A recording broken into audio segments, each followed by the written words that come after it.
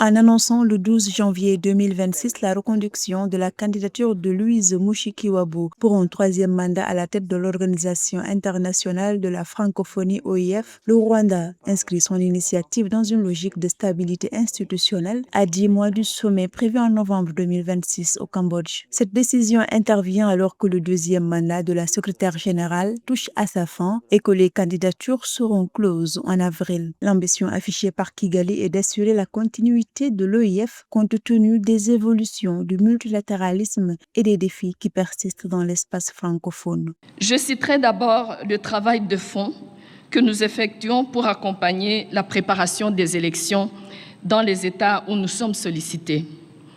Ainsi, depuis notre dernière CMF à Paris, nous avons mené des missions électorales aux Comores, au Gabon, en Guinée, en Moldavie, aux Seychelles, au Cameroun et tout récemment en Côte d'Ivoire.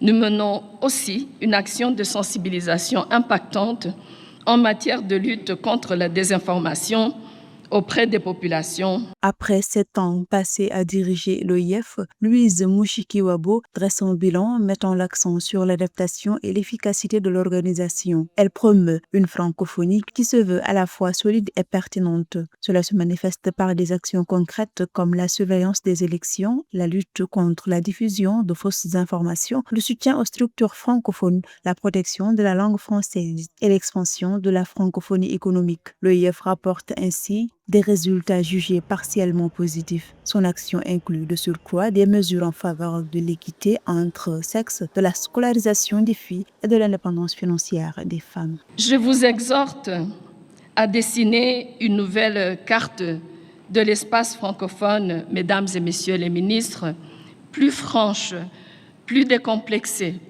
qui reconnaisse sans honte et sans préjugés le pouvoir des femmes, aussi bien dans la prévention et le règlement des conflits que plus intimement dans l'instauration de l'équilibre dans les foyers et dans nos familles. À 64 ans, Louise Mushikiwabo a occupé des postes de ministre de l'Information puis de ministre des Affaires étrangères du Rwanda entre 2009 et 2018. Si elle est réélue, elle deviendrait la deuxième secrétaire générale de l'OIF à accomplir 3 mandats après le Sénégalais Abdou Diouf.